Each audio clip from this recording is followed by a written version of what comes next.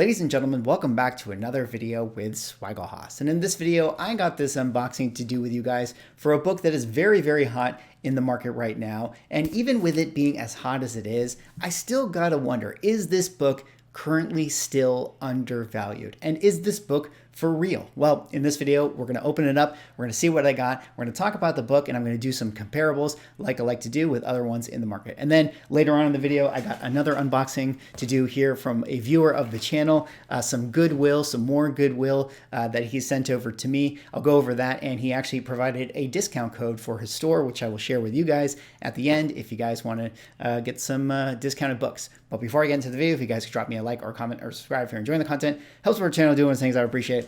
But let us get into the video here today. And of course, we got to do the fun stuff. We got to do this unboxing right here. Now, a couple things. This is a book that I've had this package for like 2 weeks now. I've been sitting on this for quite some time. Like, we went to San Diego Comic-Con, we did the whole thing, and I just never got around to opening this thing. I knew I wanted to make a video about it because this is something that I got on Comic Link. I got it off an auction, and I had made some videos, a couple weeks back talking about, how now is a really good time to, bid on some of these books that, prices were getting beat up on the auctions, and I found myself what I thought was a really good deal. So I wanted to pick up this book and do this video with you guys here today. I got this book super, or what I feel like is super discounted. And I got it before it really got hot in the market because it is something that is associated with, the announcements that came at San Diego Comic-Con.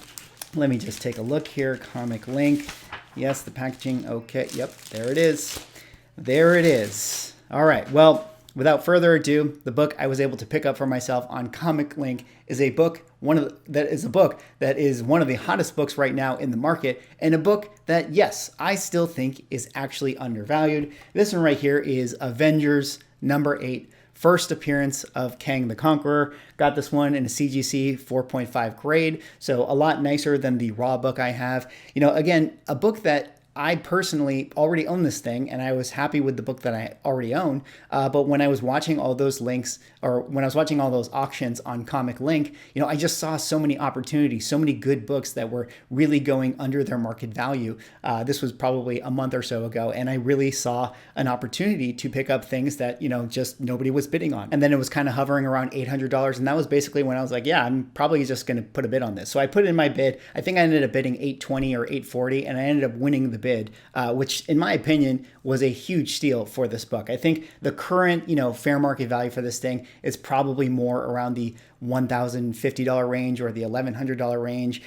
This is a book that has had, record highs in last year at $1,700, and just where it was sitting at $800, really nice presenting 4.5. I felt like, why not? Just why not get it? I can sell, my raw copy, which is probably grades out to be like a 3 or a 3.5. I could probably move that for $700. So for me, when it's all said and done, it's like putting in $150 to upgrade to a 4.5 and get it in a CGC case, which to me, I feel like is totally worth it. This is how I like to view my collection, where it's like incremental upgrades and things like that. So this is a really cool book. I'm really happy to have been able to get it. I think it presents really well.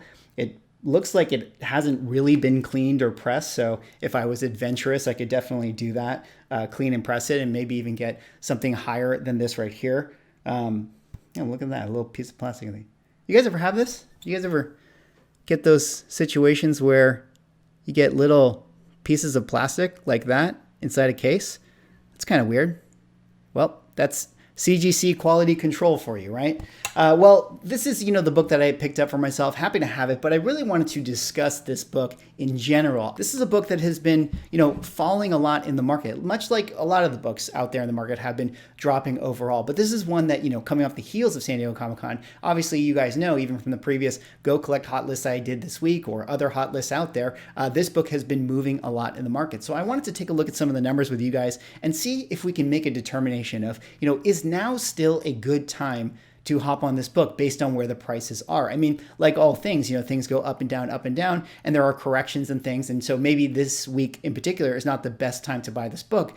But do we think that this is a good entry point into the values of where it sits? So let's take a look at some of the numbers together here and see if we can make any determinations. Now, some months back, I actually did make a video that was a deep dive analysis into Avengers 8. And I was asking the question if it was undervalued or overvalued. And my overall determination with how I saw it was, depending on the grade level that you're looking at, I felt like there were either opportunities or it might have been undervalued. Now, that's not to say that the book hasn't gone down in value since this particular time. In fact, across most grades, across all books, everything has gone down in value. So what I'm most interested in here today is analyzing, how does this book sit in proportion to other books in the market? And that's the thing I think is really the most important thing to do when you're trying to figure out if a book is undervalued or overvalued. And that is to actually just take the book and look at comparables and determine how this book sits in terms of its value to those comparables. So the two books I like to compare this one most to are actually X-Men number 12, which is the first appearance of Juggernaut. One of the reasons I like this is because I feel like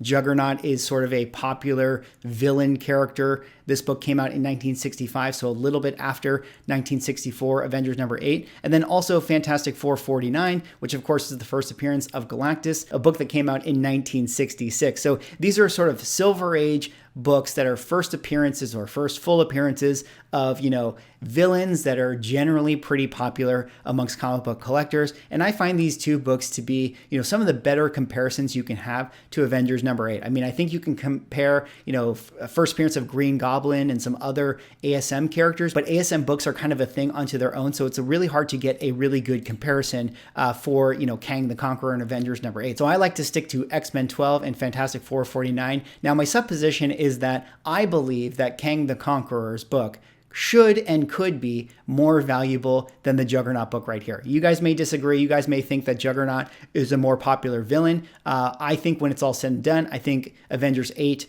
First Kang will be a more popular villain than the Juggernaut. But it is also my belief that Fantastic Four 49, First Galactus, this is a book that should be always more expensive than the Kang the Conqueror book, because I do feel like Galactus as a character will always be more popular than Kang the Conqueror. And not to mention, this is one of the most iconic covers there is in the market. So just from a cover buy perspective, this book should always be more valuable. So I do think that there will be times in, the MCU when people are really excited about Kang the Conqueror, and there will be times when the Avengers 8 book is selling for more than that of Fantastic Four 49. But what I would say to you guys is that anytime you're thinking about buying Avengers 8, if in fact it is selling for more than Fantastic Four 49, I would definitely pump the brakes. But let's first take a look at Avengers number 8 here, and let's look at some of the GPA analysis, see how this book has been moving recently.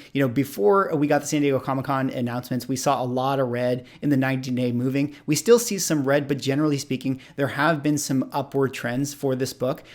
We'll take a look right here at the 4.0, not quite the grade I have. I mean, I just got a 4.5. Like I mentioned, I got it for, $840, I think was my bid.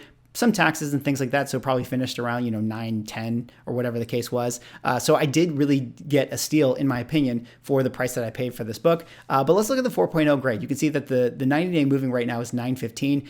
Meteoric rise up here, and then a steep decline, and now kind of, trading sideways. And you can see the things I'm most interested in is in 2021, we saw the record high for this book was actually $1,700. 2022 record high is $1,248. So let's skip forward to, the Galactus book right here, and take a look at that 4.0 grade. And again, this is the benchmark I like to use. So right now, the 90-day moving for this book is 1031, which is a little bit higher than the 90-day moving for the Kang the Conqueror book at 915. So I think that this is actually a good place for the Kang the Conqueror book in terms of the value that it has. You can see here in 2021, the record high for the Galactus book was $1,300. And if I remember correctly, the record high for the Kang book was $1,700. So that would be an instance where I would say this book is selling for way higher than it should be selling for. And to me, that's one of the reasons why you see such a steep decline, a steep crash after this book comes over the fact, because it's just not going to be able to sustain that type of number, especially in comparison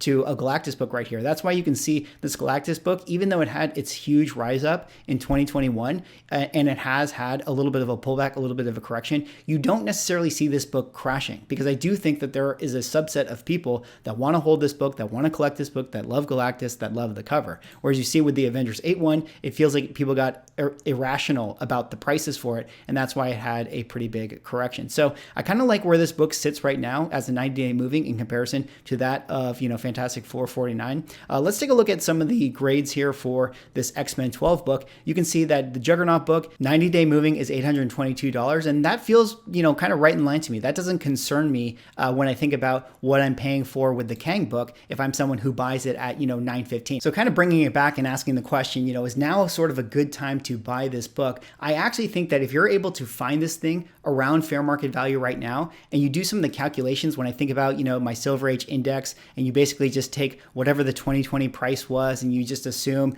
maybe it could have gone up 15% year over year.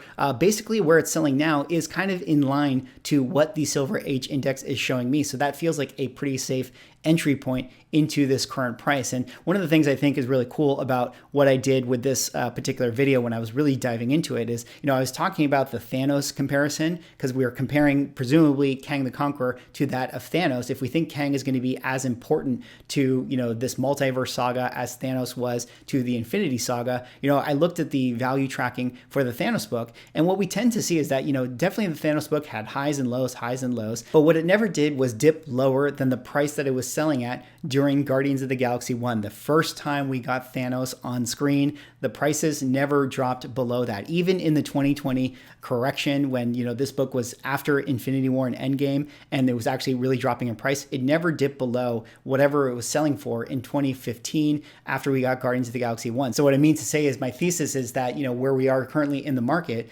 we saw, Kang the Conqueror in, say, Loki. We got some version of him in Kang the Conqueror in Loki, and that sort of established this kind of new floor price with where we are with him. If we can assume that, he's going to show up in Ant-Man, we can assume that he's going to show up in Loki season 2, maybe he's going to show up as a superhero. We're going to get different versions of him, different variants of him all throughout this current phase, and that's one of the things I think is exciting about him as a villain Spec character. A lot of villain Spec is hard to do because once they're in the movie, usually they don't make a second appearance, so out of sight, out of mind, and that's why the book has a hard time holding its value. But because Kang the Conqueror is going to have many variants showing up in the multiverse saga, there's always going to be constant cultural relevancy to the book, and that's going to manufacture the demand at all times. And again, my thesis is, if we're paying attention to the Thanos book, and Thanos' book never dropped below that of the prices during the first appearance of Thanos in the MCU, well, we got the first appearance of, Kang here in the MCU to some degree. And I have a pretty good feeling that, leading all the way through into Kang Dynasty and Secret Wars, I don't really feel like the book is going to drop any lower than where it is right now, which is why I felt comfortable and decided to pull the trigger for this one. I think over the next 3 years, this is going to be a book that continues to get, more popular, continues to go up in the market. And I'm really happy I picked it up, and I'm happy I bought the dip. Well, that was kind of my analysis of this book right here. I did say at the beginning of the video, I had another box to open. This was a surprise thing that was sent to me. I did already open this thing just to make sure what it was.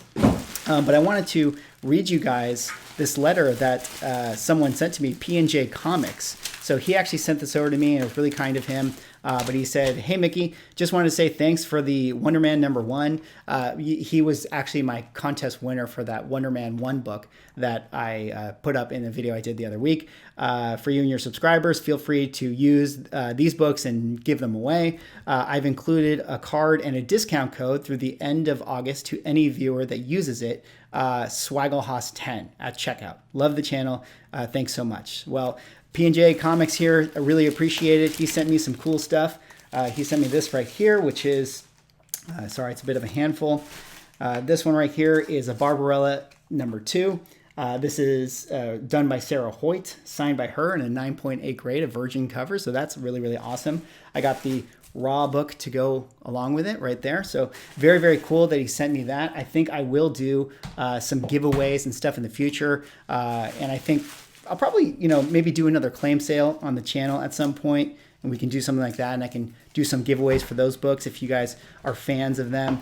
He also sent me these right here, which are very, very cool. Hold on, guys. So we got a Spider-Man 2099, Spider-Man number 1 2099. So a very, very cool book, you know, some multiverse or into the Spider-Verse spec. So we'll definitely give that away. We got a personal favorite right here. This is Darkhawk number 1 by Kyle Higgins. Darkhawk number 1. I have a handful of these books already for sure, so I'm definitely going to give this one away. This is the first appearance of the new Darkhawk, the Connor Young version of Darkhawk, and I really enjoyed that story. And then it looks like we got an ash can right here. Very, very cool. I'm not really familiar with what this is, but it does have a number on it, 329 of 1500. So I got an ash can. Let me know if you guys know what this particular book is. But we will do all types of giveaways. Shout outs to P&J Comics right there. So I will put a link to his store, pnjcomics.com. I'll put a link in the description. And I guess if you use the promo code SWAGGLEHOS10, right? I want to make sure you get that right. Yeah.